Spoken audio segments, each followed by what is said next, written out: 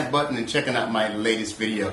This video topic is on the pros and cons about going to the holiday, Christmas or Hanukkah parties at your job. Very important. I got some fantastic do's and don'ts of what you should do going to these parties. Be ready. Let's get started. You know, every year the company throws a holiday party, Christmas party, Hanukkah party, or whatever you have. And, you know, there's always one person there. There's always one person there who acts a beep. You know, I'm not going to say any curse words, but there's always that one person. You don't want to be that person. So I'm going to give you some pros and cons about what to do, what not to do when you're attending these holiday functions. Let's jump right into it. So when you attend these parties are set up primarily to do some networking so people can be out of the office, they can interact with each other, they can have some downtime, they can just relax. A lot of these meetings, a lot of these parties, they have a opening at the beginning and they'll have some award ceremony so everybody gets some recognition. So that's very, very important that you try to attend some of these things because it gives you an opportunity to mingle and network with other people. It's not the type of meeting that you should go and just hang out with your friends or hang out with the people that you're on teams with or hang out with people that you associate with the office all the time. This is a fantastic opportunity for you to network and meet other people. This is also a fantastic opportunity to see people out of the working environment. People act totally different in social events than they do at work sometimes. And usually a Christmas party or holiday party gives everybody the opportunity. It's the end of the year, the work is done, the numbers are basically booked. You have some downtime so you can really, you know, just relax a little bit. If you had a great year, it might not be a relaxing time. And if you hadn't had a good year, you might be still stressed and trying to put in the last minute numbers, but you know, that's life also. So look, there's some people that you see in the office and you say, this guy is a complete prick. He's coming my way, Look at him. If he says anything to me tonight wrong, I'm like, I just feel like I could just crash him side of the head. That's the wrong attitude. Really, really wrong attitude. It's the type of place or type of function that you want to go to and relax and mingle. Maybe this guy is really, or this lady is really tight on the job.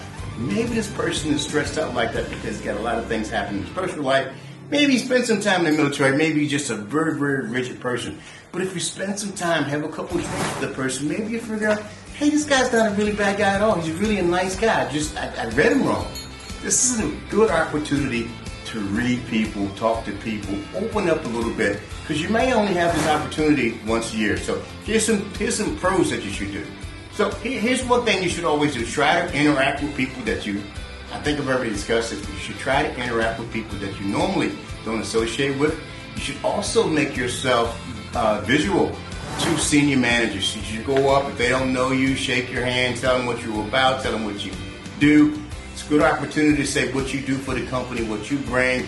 It's not the time to apply for a job, but it's the opportunity to say, hey, look, I really like working here. If there's any investment opportunities coming up, keep me in mind. I work for such and such. I was involved in this project. Just casual conversation. Don't try to hog up the whole night with one person. Say something to that person and just move on and go to the next person. You should try to work the entire room. Try to work the entire room and see as many people as you can, not just the guys that you hang out with on the job all the time. Try to think about some of the good things that could come out of going to this party. A lot of people, maybe they're introverts or maybe they're just kind of shy.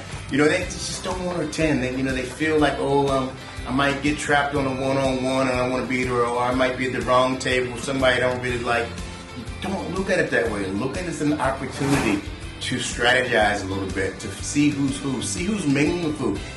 It's not just for other people, it's for you. You can see who's friends, who's networking, who's buddy-buddy, who's not buddy-buddy, who's got who's the alpha males in the room. You can tell you walk in, these guys are really, really loud, and they're screaming and laughing, they're talking to everybody. Sometimes you might have to imitate that if you have to. You have to push yourself out there. You got to get involved sometimes. You just got to do it. If you come off being weak, you walk into the room, you walk up to the bar, you walk up to the table, and you're just sitting there by yourself, just kind of like moping along. Everybody's going to see that. What's wrong with this guy? It's a Christmas party. Get up. Be active. Dance. Get a drink. Mingle. Do something. If you sit there and do nothing, it can be perceived as a weakness. A weakness. You don't want this guy leading my teams. He's not gonna be team leader in the next function we have. He can't even get around on the Christmas party. He's just sitting there. This is a non-bonding, it's just an easy event. So you gotta get out there. You gotta push. If you're gonna go, make the best of it. If you don't want to go, don't go. But if you go, you're going to be like a little weak link sitting there. I don't think it's positive. I didn't think you should go, loosen yourself up, talk to some people that you know, and then gently push yourself to interact with other people. Don't feel obligated to attend. If you really don't want to go, and you really, really feel pressure not to go, or it's against your religious beliefs because they have alcohol or something else there, make it known to your manager in advance. You won't be attending. You have a prior obligation.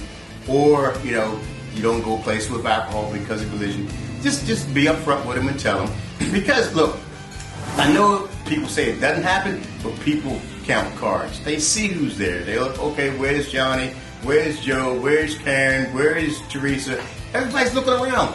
Everybody's trying to figure out who's who in the zoo.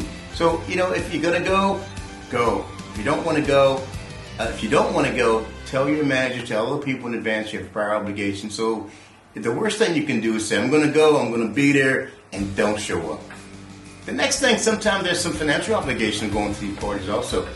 Sometimes they ask everybody to bring a gag gift or just bring a gift. They usually lock down how much money can be.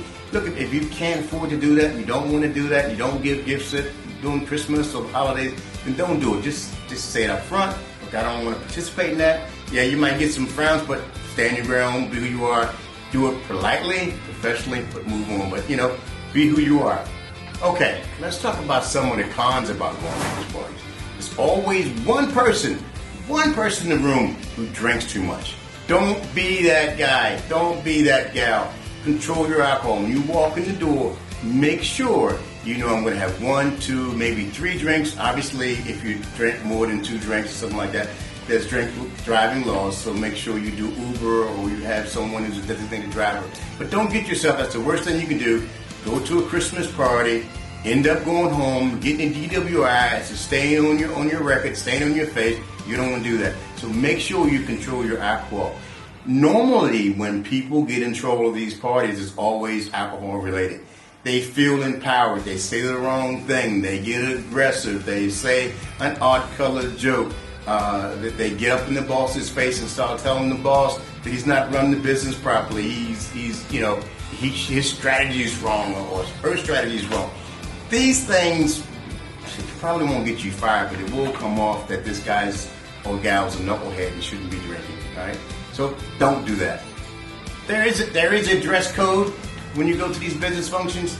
You should be business casual. Okay, now key thing here. I've seen some people that go to a Christmas party or to one of these holiday celebrations dress really inappropriate. I mean inappropriate. Like, you're not going to the disco, you're not going to the club, you're not hanging out. This is not time to put on, I'm not even going to say it because it's both sides of the spectrum. I've seen guys walk in with muscle shirts like they're going to the gym, and I've seen people with mini skirts on like they were going to the disco.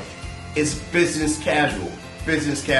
And if it's your spouse who's dressed inappropriate, that's your job to tell them before they go in. That's not appropriate. That you shouldn't wear stuff like that, and you have to manage that before you go in, because whoever you bring to the party, they're a reflection of you. You're bringing them there. So if you know someone that you can't control, they're having too much to drink, they're getting loud, they're getting out of place. Let's say out of place. Like, when you come in, they should be on your side, speaking nicely, representing you, trying to make sure you put on your best leg, that you are a team, so to speak. Time commitments. When should you come and when should you leave? You should be on time. I don't think you need to be 45 minutes early, but you need to be, if it starts at 8 o'clock, you should be there between 5 up and 20 after. It should be fashionably late, especially if they're having some type of award ceremony. Make sure you're there on time, you're seated. How long should you stay? This is a tricky question because you need to read the room. If you see things getting out of hand, bounce. You need to get out of there. If it's nice and it's quiet and you're having a good time and everybody's chill and you're having good dialogue with your friends and colleagues and your managers, It's a really good time. You can feel it. It's fantastic. You stay as long as you want. Stay as long as you want. But if you feel that things are getting out of control, or you just feel like something's wrong, something's getting ready to kick off here, get out. Get out. I always bounce. You know, if I feel like something's going to happen, I don't want to be around it. I don't even want to be in the room. Someone say, hey, Sean, what happened? What happened at the party? I don't know, man. I was gone. I left. I left early. I left. Why did you leave? Because something told me in my head, this guy's acting a butt. Now I could stand around and watch and look and get my little 2 cents in so I can gossip about it at the office on Monday. But why? I don't need that. I don't go to the office to gossip. I don't need that in my life. I don't need that stress. I didn't want to be around it. So somebody asked me a question, Sean, what do you think about that? No comment, man. I wasn't even there. I didn't even see it. Look, I went to celebrate Christmas and the team, what we've accomplished for the year, and that type of noise and nonsense, I don't get involved in it. So just keep it moving. Let's wrap this up. Primarily by going to a company function, a Christmas party. It's a fantastic opportunity for you to meet people, talk to people, and put on your best life in a calm setting, in a social setting, have some drinks, maybe get an award, just interact with people. Maybe you don't have to all the time. Maybe some people flew in from outside of the region. Maybe your boss's boss, you never have an opportunity to talk to them. This is a great opportunity to, to have a discussion, shake hands, say who you are, what you do. So the next time, maybe it's a year from now, you say, oh yeah, I met that person. She says, I met that person at the Christmas party.